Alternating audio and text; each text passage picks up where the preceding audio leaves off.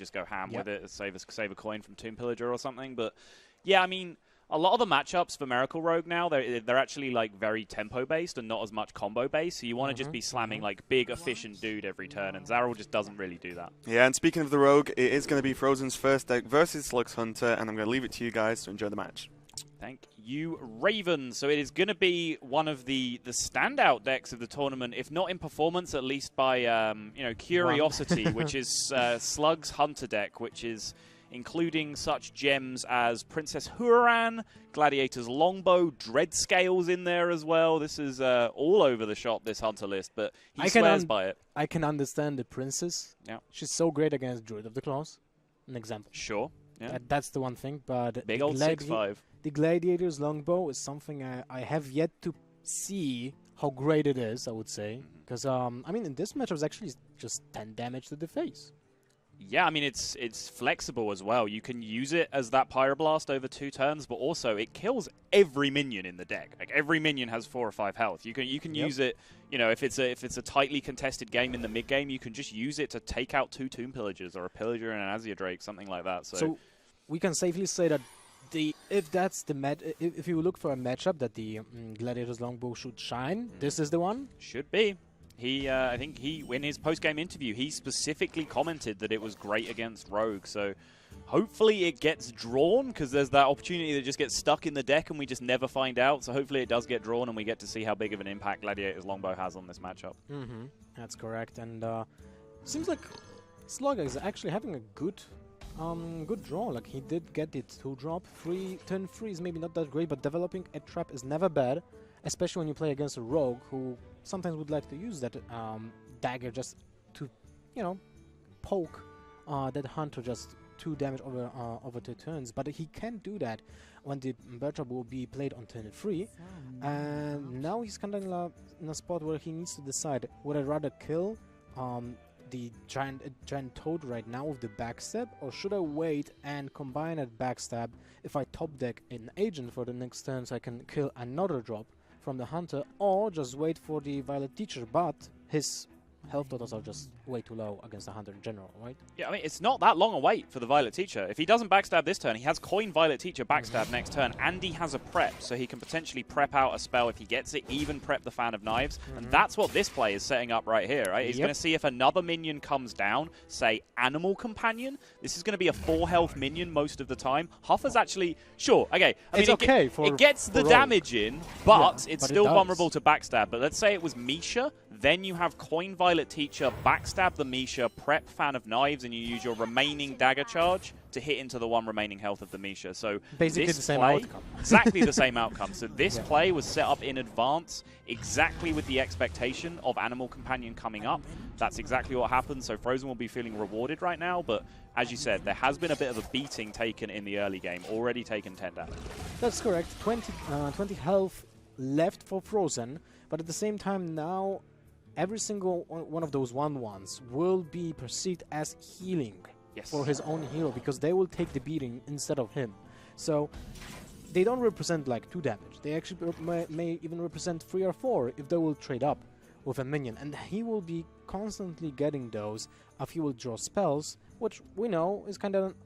It is a obvious choice when it comes to Rogue, right? There's a lot of spells in the deck. There sure are. Even though we saw JJ's kind of minion-heavy version earlier on, where he was kept trying to activate these Gadgetzan cycle turns and just kept hitting minion after minion. This is a more spell-heavy list from Fr0zen, but he has the opportunity here. He can choose to tempo out if he wants to with just a Cold Blood and a 3-drop minion. He can also take the efficient trade into the Wolf, which would remove Kodo targets from the board. Then he has the decision with his Farseer. He can choose to either heal up his own life total to stabilize that way, or just the more likely play, which is retaining the value on the board, healing up the Violet Teacher back to full, but looks like he is going to take the tempo play here with the Cold Blood. I think he will go for the Agent trade with a 1/1, keep the 3/1 on the board, and then kill the 2 1/1s with his Violet Teacher and the 1/1. Interesting. Because he would have a 3/1 on board, right? And 1 less 1/1, or have a 3/4 Violet Teacher. What do you think about that? So you want to SI the Wolf and then trade with the 1/1, and then you poke. But then what goes into the second remaining 1/1? You have a Violet Teacher. Okay, so you're going to take 1 damage on the Violet Teacher to preserve a 3-1 on the... But yeah, that's probably better overall, right? Just thinking about it. It's one of those tricky states to rebuild in my mind because, you know, 1/1s have been appearing and disappearing as all the spells have been cast. But yeah, the way you describe it, it sounds like that would have created a better board state, but it's consideration around things like Unleash the Hounds as well. I'm not entirely sure if Slug has Unleash in this deck, but he does have... I'll tell you what he does have, which I mentioned at the start, and that's Dread Scale. Oh yeah, right. Dread Scale is a thing that you need to be careful. But at the same time, he would have had 1 less 1/1 if you wouldn't even want to sacrifice it instead. Yeah, but he's already invested the value of his 3/1 that way. Whereas against Dread Scale, he would lose the 3/1 essentially for free to the Battlecry. No point in discussing this right now. Yeah. So let's go with our lives, and it's turn 6 for Slug.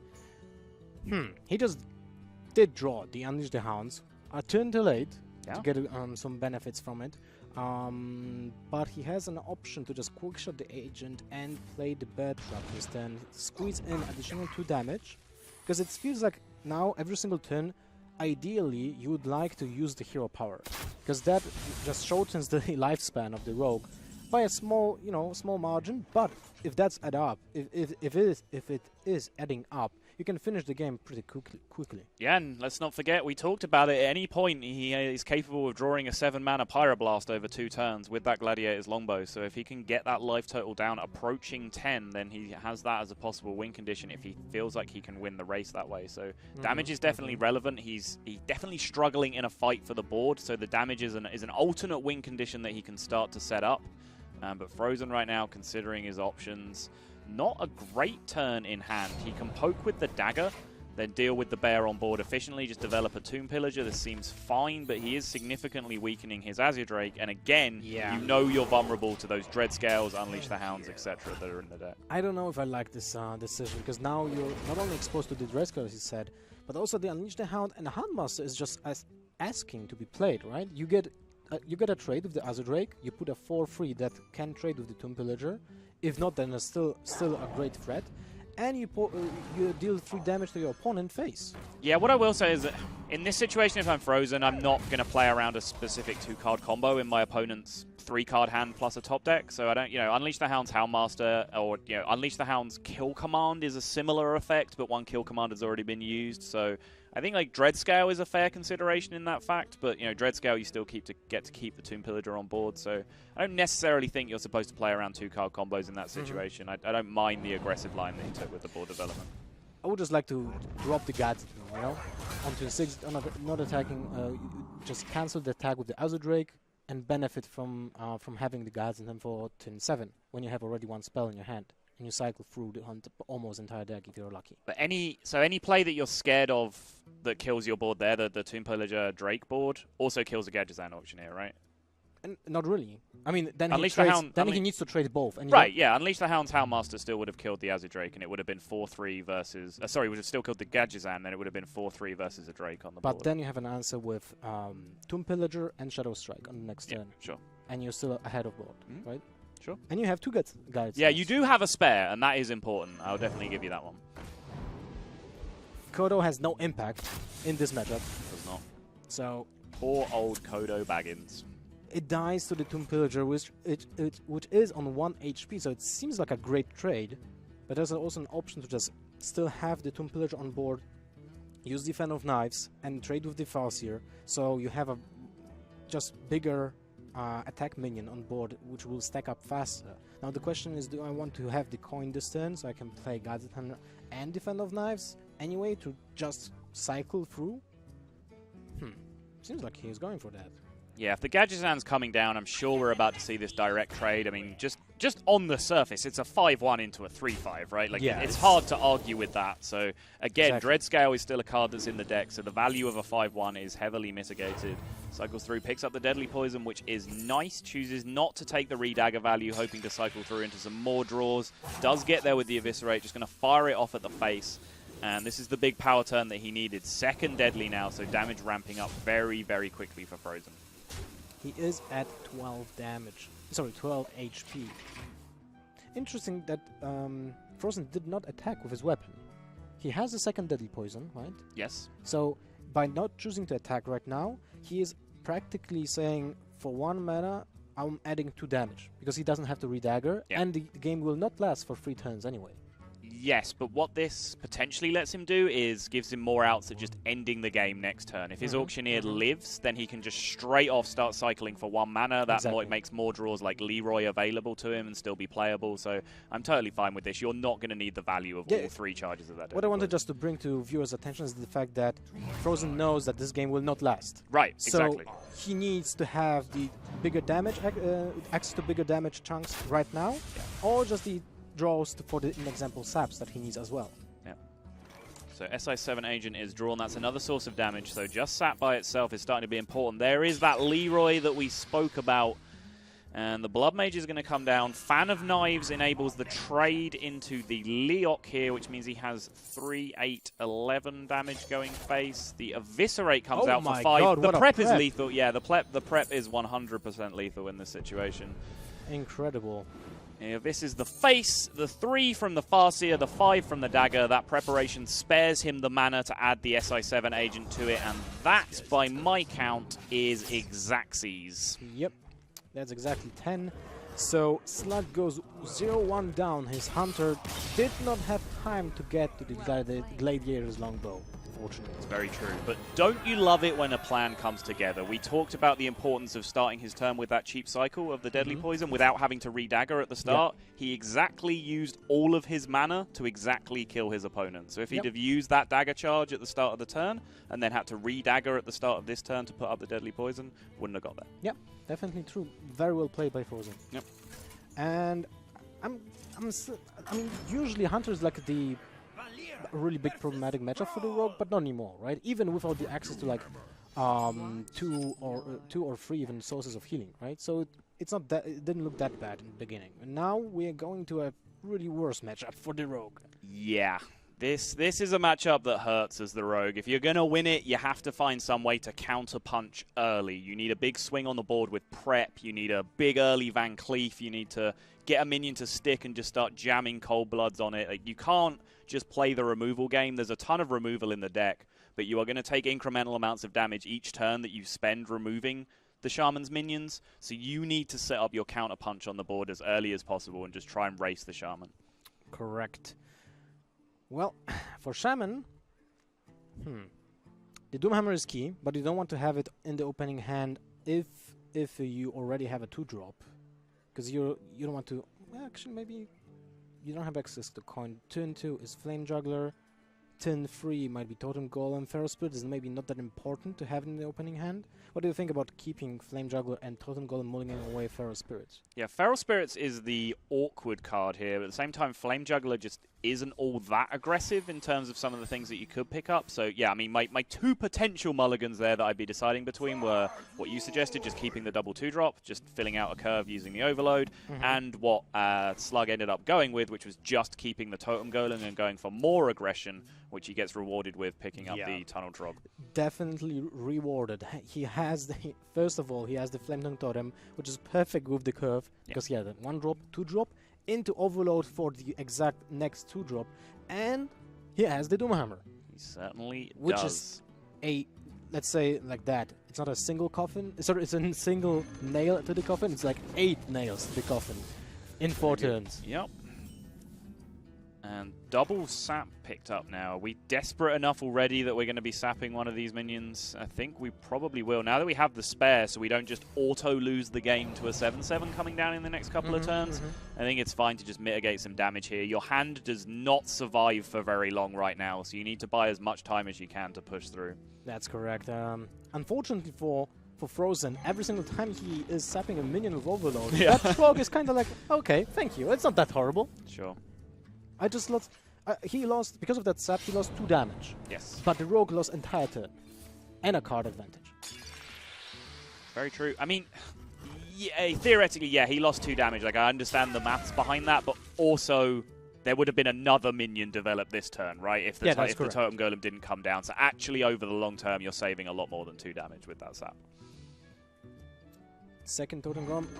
So he forfeited the Flamer Faceless. I can understand that because of how fast was that sap played, right? That might tell that his opponent has a second sap. Wait, no, he still plays Faceless next turn.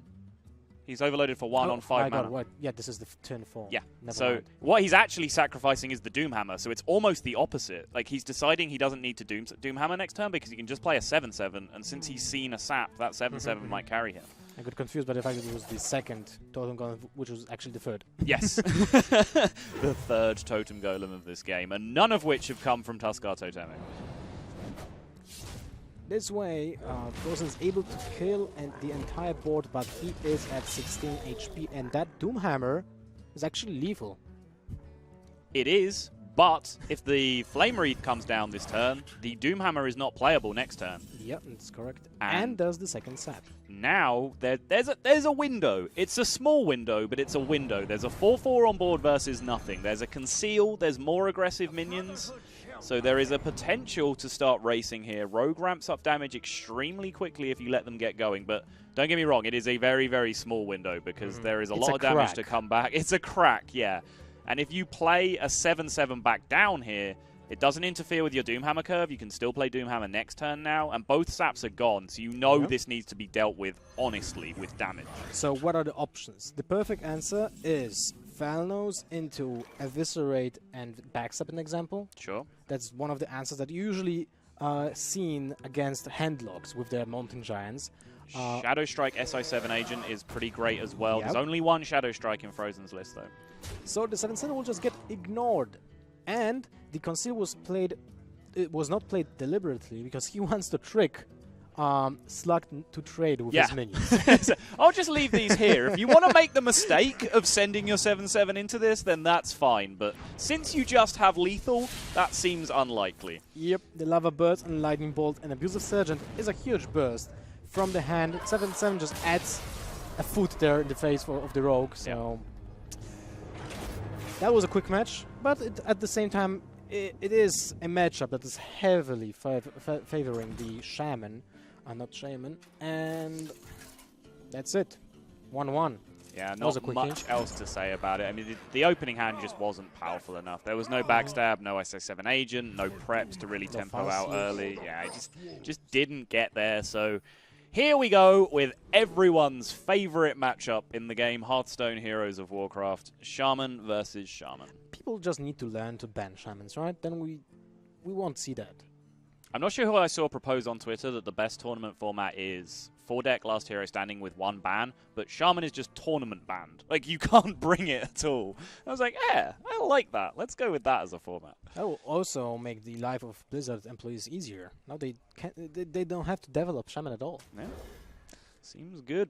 But Tunnel Trog's in hand for both players, but the Tunnel Trog gets followed up slightly more aggressively by Slug's hand, but Fr0zen does have the initiative of going first here, which makes the Tunnel Trog backed up with the Lightning Bolt potentially quite strong, especially if he can pick up another 1-drop to come down with it on the following turn. Oh yeah, definitely correct. Like, you know, we're telling here just jokes about the Shaman versus Shaman matchup, but it is very skilled matchup if it's close to, like, if both players have similar hands. Oh yeah, no doubt. There's a lot of decisions, and we have seen that between RDU and Hoi in that mirror match. That was very, very difficult match to play. Yeah, and even going back yesterday, there was some intricate Shaman mirrors back then as well, so it's definitely not, you know, a brain-dead mirror matchup. That's not what we're trying to say. It's just it's such a common matchup. You see it so much that it's kind of easy to become kind of jaded with it. But the Totem Golem is going to come out here. He's stolen the initiative back essentially by trading removal spells with his opponent using the coin. So both 1-mana Tunnel Trogs got answered by the respective 1-mana removals, Lightning Bolt and Rockbiter weapon, and now the initiative's passed all the way back to the Totem Golem down on an empty board. I would love to see the Flaming Totem this turn. Just because you have the access to Argent Horse Rider for turn 4, so you have an option to kill whatever will be played on board with that Horse Rider. So let's say Tuskar Totemic will be played with a very lucky Totem Golem. You just use your Argent Horse Rider, trade with both, right? Even in this case, of the Flame Wreath Faceless, he would have Charging Horse Rider for 4 plus the Lightning Bolt to take it out perfectly. So I'm with you. I would have loved to see the Flame Tongue there. It looks a little weird in the sense that, you know, your Flame Tongue to buff your Totem Golem, and then you're probably going to trade with the Spell Power Totem anyway. Like, it looks weird, it feels weird, but in terms of what it sets up for the future, it's beneficial. You know, he does deal with the 7/7 now still, but it's nowhere near as beneficial as it would have been the other way around. Yeah. He still has the access to Horse Rider on turn 5 with the totem, so his thing from below will get the 2 mana as well. But I still would like to see that. Well, anyway, we're going to Fr0zen right now, and he needs to go with Tusker to timing. What he will get, that was not bad. Yeah, Could have been worse.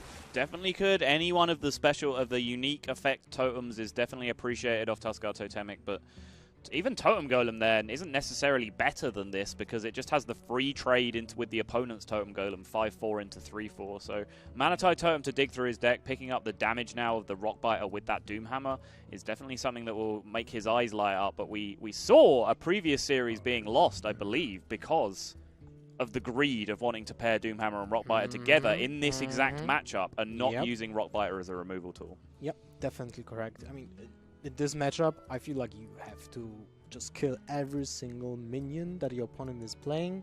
You play around the Flametongue Totem. We have discussed this yesterday, I believe, that the fact that the Flametongue Totem has like a ridiculous, really ridiculous win rate when you play it on the board, and then it has a really small win rate. I'm just getting caught off guard here by that trade. Almost.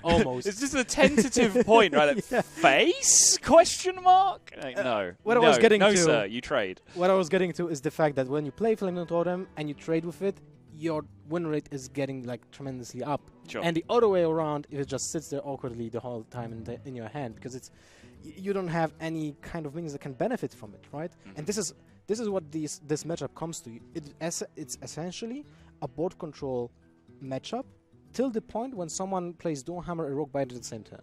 Yes. Or just the 7/7 smashes face.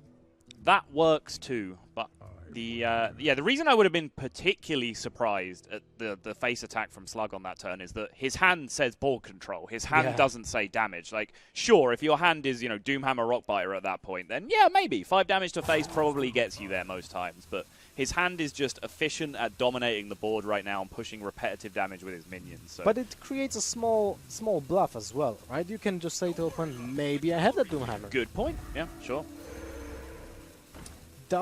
Rockbiter weapon on the Argent, on the hero and the Argent Horse Rider creates a beneficial trade for Fr0zen, but he's still kind of behind on board after this turn. If that Flame Juggler hits. And there's a 50-50 for it. Yeah, he can just play out his hand here, and even if the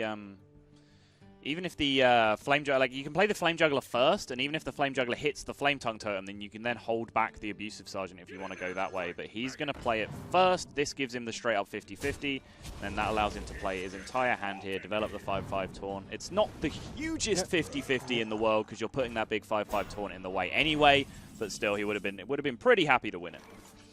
Definitely correct.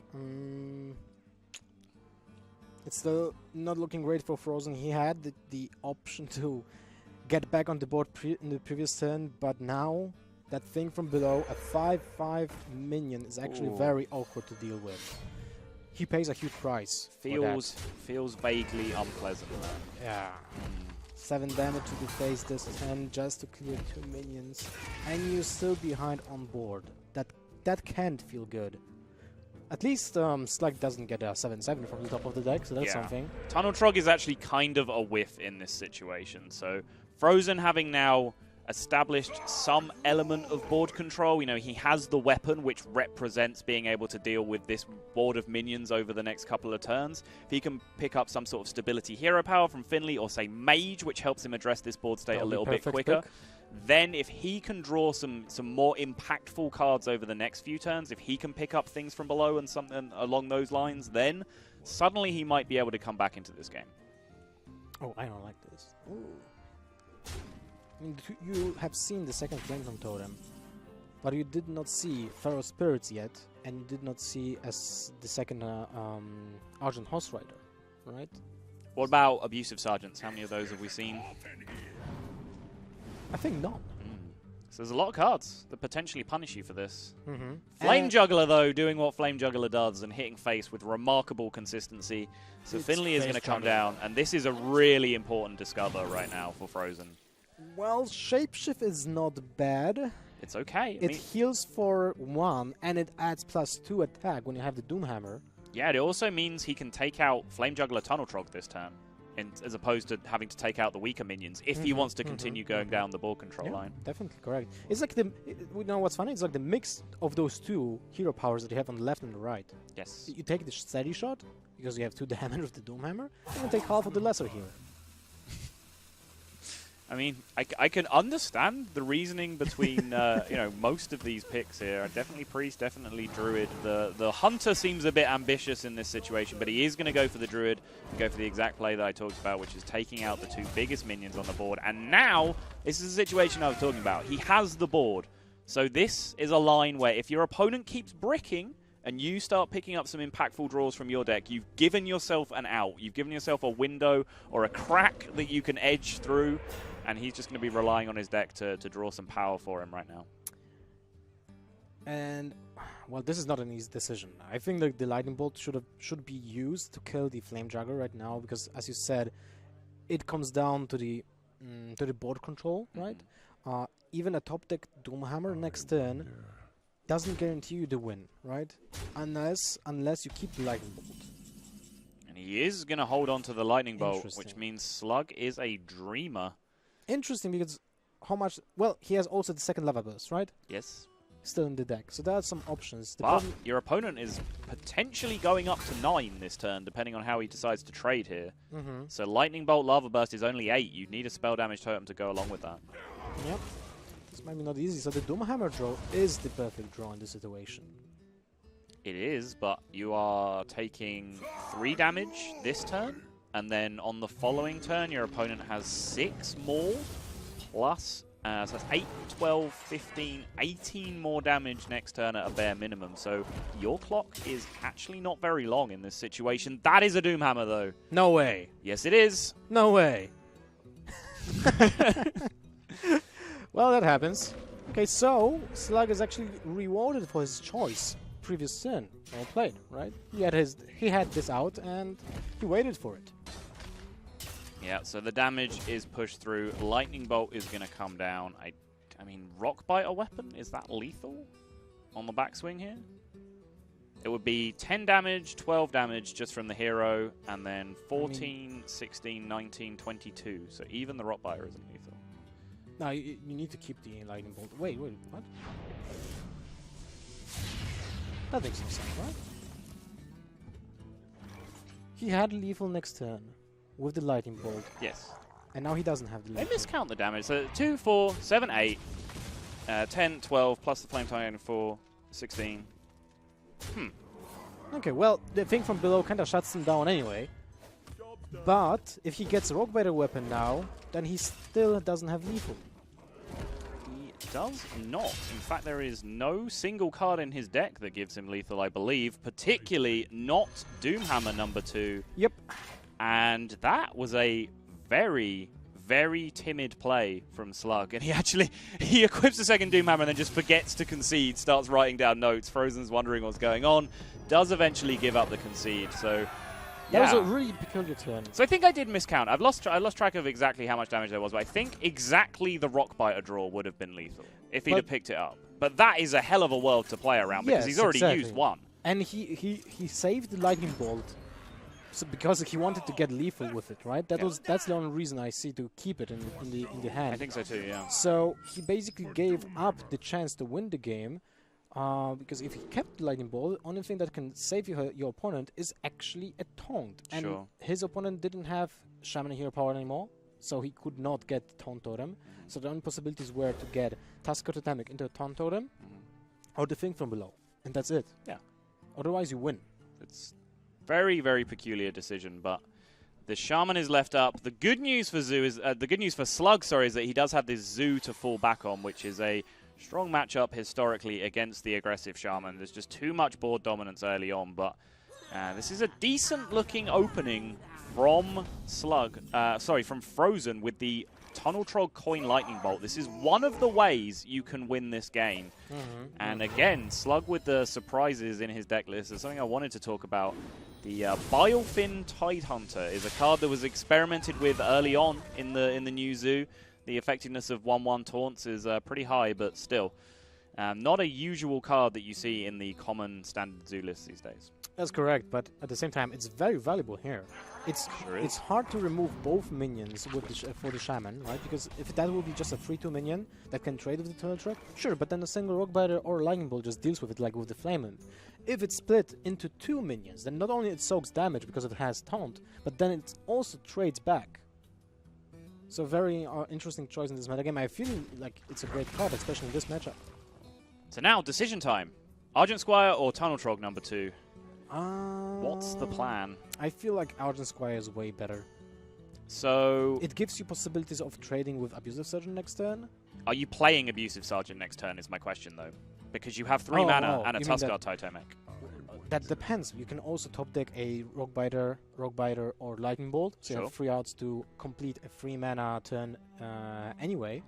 And you have to count what your opponent will do with his 3 mana. So what are the most common plays for 3 mana in Zoo? In-game boss. Darkshire Council. Exactly. So do you want to play that Abusive Sergeant then on that turn? Because it's kind of redundant, right? Yep. And for all of those reasons and many more, I like Trog number 2 here. Also, the other reason to go over, of course, Argent Squire would look relatively competitive against that 2/1 on the board, but that 2/1 is going into one of your minions and dying pretty much 100% of the time this turn. So there's no need to consider that. So yeah, all things considered, I like Tunnel Trog number 2. There's no reason to go with the Squire here, because as you said, you want to pair together that Squire and the Abusive Sergeant, and that happens on a turn that is not the following turn, where you're almost certainly slamming Tuskar Totemic. So now let's see, this is not an easy decision for Slug. This Forbidden Ritual gives him a 3 1/1s, which can benefit from Abusive Sergeant next turn, because most likely at least one of them will be alive. Yes. Right. If he goes for the Knife Juggler and Abusive Sergeant, he's able to kill the fresh Trog, but it's then you leave the 2/2 alive that trades with the Knife Juggler. Is not the best option. Okay, never mind. He got it solved. Yeah, I mean, that's pretty much the perfect outcome. Weakening that Tunnel Trog on board down to 2 health, so it doesn't have a competitive trade on the board, and being able to take out the bigger one so your Knife Juggler isn't directly contested. But Feral Spirits is a pretty nice draw here for the immediacy, but this is where you have to take the overload into account, because now you're delaying your Tuskar Totemic, which is a very potentially powerful card in its own right, for another couple of turns. But you do have a strong 2-mana play next turn with the Abusive Sergeant and the Argent Squire. Correct. It's not bad, because now we can trade with the 4-drop, which is an ideal scenario for Fr0zen. He wants to get rid of that 4/4 before it gets a Defender of Augurs on top of it. Yes. Because that 5 HP is problematic if you don't have a Lava Burst. So you want to get rid of that as soon as possible. And now, Slag has an option to refill his board, which is great against that board from Shaman. And even more so, you've just drawn a Direwolf Alpha, so even if a huge minion comes down on this turn from the Shaman, you have the ability to daisy chain your attacks. Unfortunately, there has been no totems played this turn, so that 5/5 that might look fairly appealing is unplayable, since it's still at its fair and balanced 6 mana cost. So this is also something that kind of was influenced by the fact that the Tuskar Totemic was not played on turn 3 instead of the Feral Spirits. Does pick up Taunt Totem, though, which is theoretically a big deal. We can see that the Direwolf Alpha will have something to say about that, so I'm interested now as to how much Fr0zen is going to respect the board control here. You know, the Divine Shield into a 1/1 is the worst value you can ever get out of a Divine Shield. It's just as bad as it gets, and 2/1 into a 1/1 feels like a bad trade, but how much do you respect how much better an individual 1/1 is for Zoo than just, you know, a factual 1/1? Because anytime you play, you know, 10 to 12 buffs in your deck, suddenly every single 1/1 on the board represents way higher value than just what it says on the card. Yep, definitely correct. Like, there are 2 cards that will influence this decision. Defender of Augurs and Direwolf Alpha. Yep. Both of them buff multiple minions. In this case, it's even for Direwolf Alpha, it's even more beneficial, because first of all, he trades with the Taunt Totem just with one of these tentacles, those tentacles, and then he trades with another one with Tuskar Totemic, and then he can kill as well the Healing Totem and kill the Abusive Sergeant, which is nuts. It really is, yeah, and like, pick your poison this turn for Slug, honestly. He has the Defender of Argus as well, so he has both of those options that you talked about. Defender of Argus, of course, more useful on a following turn if there is ever any threat of lethal, because this is the turn where you pretty much dominate the board forever. So the out for your Shaman opponent becomes start relentlessly going face, and in that case, that's when you want to have a Defender of Argus ready to lock them out.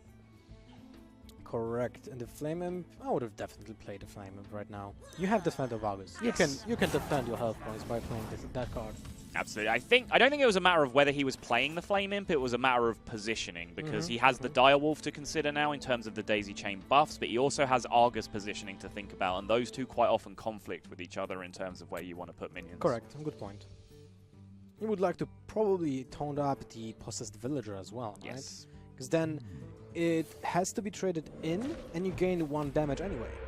Yeah, and that's kind of the premium source of the conflict, is that you want Death Rattles on the extreme edges so they don't interrupt that buff Daisy Chain. Yeah. But for Argus, you want your Death Rattle in the middle because that gives you the maximum options of what else to Argus with the Death Rattle. So definitely some difficult positional concerns for Slug on that turn, but he chooses just to value the Direwolf first and foremost. And since there's a 5/5 coming down this turn, that looks like a good decision from his part. The position was even more important before Standard hit, with Standard hit the table, because of the fact that there was the egg from Naxxramas, right? And that had to be almost always had to be played on the edges of the battlefield.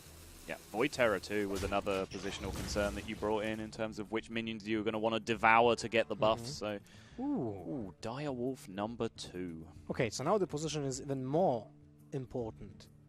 He can go for Defender of...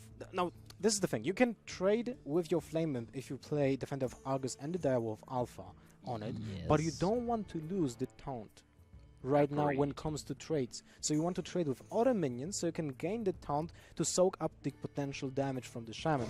Because it's still very important to be just safe from the range of Doomhammer. Yep, so he gets the positioning right in the end. I think the other consideration was the Direwolf on the left-hand side between the Tentacle and the Possessed Villager, using that 3 and 2 over that side to go into the 5/5. But this one works out better because of the eventual Argus positioning that gets him the 2 sizable taunts on the board. And now the 7/7 is not that threatening. Right? You just ignore it and start the race. This is the moment, I think, when you have to start racing. Yeah, unless you find something that presents you with a way to value trade into that 7/7, you know, Power Overwhelming could make a mess of it very quickly. Then, yeah, I kind of agree with you, especially now you've just picked up a 3rd taunt, because, you know, Doomhammer, if it comes out, does get rid of one of those taunts immediately, so they're not as much protection as you might think, and he is, in fact, going to respect the trade. Interesting. I really don't mind this. I think I would have tilted more towards it if I hadn't have just drawn the 3rd taunt, because now you do have a lot of protection from that 7/7 connecting with your face, but I guess he's looking at the respective life totals and saying, you know what, 29 is a long way away. This 7/7 might actually have time to get value with a couple of trades on the board. Double Lava Burst is not what Fr0zen was going to be looking for here. Well, he can roll the Air Power on him, deal 6 damage this turn. He only gets... Actually, he's not getting that much damage in the upcoming turns. 3, 6, and 8, 9 damage. Would you consider maybe just Lava Bursting the Direwolf Alpha? It actually gets 5 damage from the board. It does remove 5, yeah, but I mean, what outs are you playing for at that point? Because even a Doomhammer pickup, you know, you're kind of Doomhammering into a 2/3, or you're Lava Bursting a 2/3 and ended up Doomhammering face. You're not even going to have the mana to do all that on the next turn. So I don't know. At the same time, I mean, what win condition are you setting up this way with holding on to both Lava Bursts? It doesn't feel like double Lava Burst face is going to be the winning line this game, but maybe that's the out Fr0zen sees. Maybe he's going to live to be a genius. Who knows? Direwolf pushes through. Like you said, does still have a couple of turns on the clock, but the fact that this is an aggressive turn from the Zoo, Darkshire Councilman and a Brown Bronzebeard coming down, so high potential damage output on the following turn, means that this might just be the last turn that he has to live. The problem is like those two... There it is. Those 2 lava bursts, because of the fact that they weren't used, at least one wasn't used in the previous turn, you don't have enough mana in the 2 turns that you probably have to play everything. Yeah. Especially with your top pick next turn. So I would love to see that one of those lava bursts being used in the previous turn because of the fact that Overload also kicks in. Now we have out. If we're not dead, and there is 4, 6, 7 damage on the board, so he'd have to find 10, which is a big ask. Now, Rockbiter is lethal. So he has, through the way he's engineered it, set himself up with an out, which is the best you can ask in this matchup. You know, if you give the aggro shaman in this matchup, you say, okay, you can play a matchup against Zoo, and you'll be in a position on turn 10 where you have a draw to win the game. Like, most of the time you'd say, yeah, sure, I'll take that situation, because this is a really unfavored matchup. Yeah, correct. And he has 2 Rockbiters left in his deck. I believe so, yeah. I don't think we've seen one used, yeah. That is actually a good chance to get it. And does it make a difference for Slug if he taps this turn? I think it does, because there's also one Lightning Bolt left. Yeah, the card being held in hand could be Rockbiter, it could be Lightning Bolt. So from Slug's perspective, oh my god, he got it! Wow! He got the Rockbiter weapon from the top of the deck to finish off that semi-final 3-1. Shaman takes it on the back of the Doomhammer. Sometimes it's just your day, and Fr0zen has been playing fantastic this tournament, don't get me wrong, but he's had that little bit of luck that you're going to need to push through.